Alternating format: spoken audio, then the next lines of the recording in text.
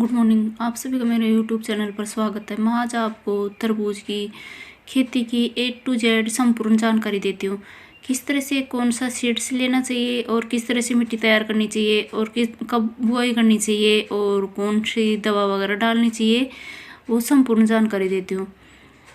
सबसे पहला काम होता है मिट्टी तैयार करना।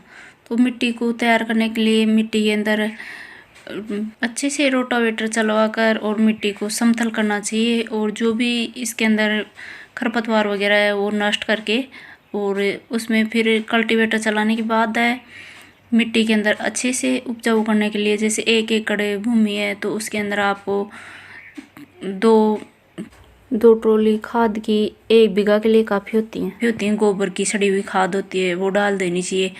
उसके बाद है उसके अंदर आप जो मुर्गी की बीट होती है उसको भी छिड़क सकते हो, और जो भेड़ की ऊन होती है उसका छिड़काव करने के बाद इसके अंदर बेड डलवाने चाहिए। दोबारा से इसके अंदर जो कल्टीवेटर वगैरह चलाने के बाद है मिट्टी में पाटा फिरवा कर फिर इसके अंदर बेड डलवा के, और मछलियाँ लगाना चाहो तो ड्रिप बिछाने के बाद मछलियाँ लगा लेनी चाहिए। ये ऐसी होती है ऊन बेड की।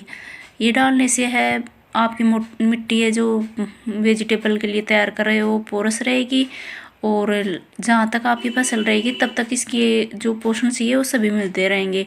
ये हम यहाँ मिट्टी को अच्छे से तैयार कर लिया है, इसके अंदर ऊन वगैरह भी डाल दी है और खाद भी अच्छे से डाल के मिट्टी तैयार करने के बाद इसमें बेड बनवा के मल्चिंग बिछा रहे हैं, और इसके अंदर हम तरबूज की बाड़ी ग्रो करेंगे।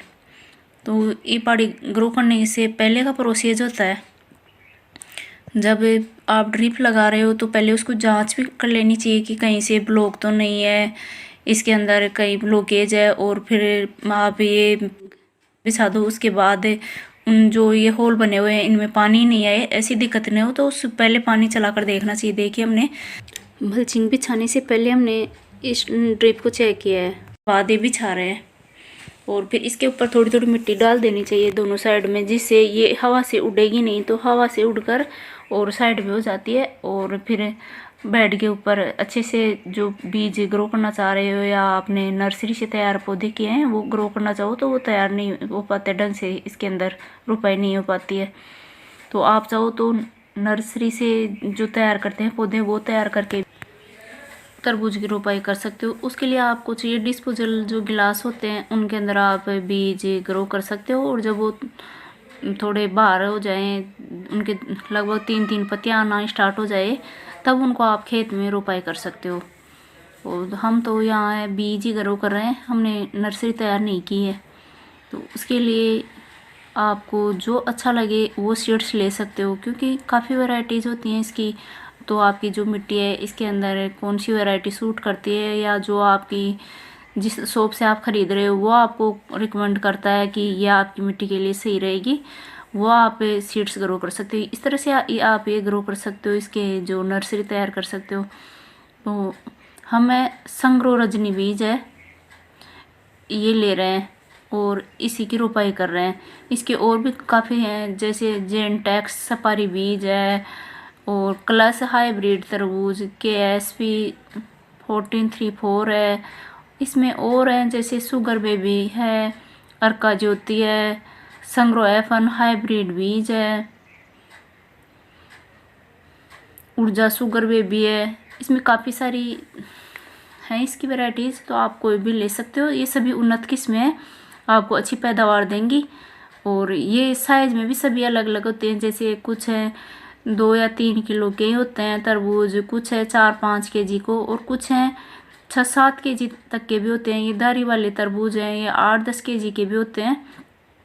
तो आप जिस भी तरबूज की बुआई करना चाहो उसके लिए कोई सा भी सीड्स लेकर, आपकी जो इच्छा है वो लेकर और आप ग्रो कर सकते हो। आप बिना बेड बनाए डायरेक्ट, जैसे समतल मिट्टी है इसके अंदर भी ड्रिप बिछाकर इस तरह से ग्रो कर सकते हो। इसमें ये ज़रूरी नहीं कि आप बेड बनाओ या मछलिन बिछाओ, इस तरह से आप डायरेक्ट मिट्टी के अंदर ग्रो कर सकते हो। और इसके अंदर जो रेड कीट होता है इसका ज़्यादा दिक्कत होती है जब इसमें छोटे पौधे होते हैं उस टाइम पे। तो आपको इसके अंदर कीटनाशी दवा का स्प्रे करना चाहिए, जिससे ये पौधे बच सके। आप एक बार स्प्रे कर देते हो तो लगभग 2 या 3 दिन के लिए उसका असर रहता है। और ये कीट हैं, ये काफ़ी लंबे समय तक चलने वाले होते हैं, तो कम से कम आपको 3 बार स्प्रे करना चाहिए, जिससे ये पौधे हैं वो सुरक्षित रह सके, नष्ट नहीं हो। नहीं तो ये कीड़े लगकर और पूरे पौधे को नष्ट कर देते हैं। तो जब पौधा छोटा होता है उसी टाइम ये कीट पूरा नष्ट कर देते हैं, तो उसी टाइम पे स्प्रे करना चाहिए। उसके लिए है इमिडाक्लोपिड 17.8 दवा। इसको 1.5 ml लेकर और प्रति लीटर के हिसाब से आप पौधों के ऊपर स्प्रे कर सकते हो। और ये स्प्रे आपको कम से कम 3 बार करना चाहिए, लगभग 5 दिन के अंतराल पर, जिससे वो जो भी कीड़ा है वो जड़ से नष्ट हो सके।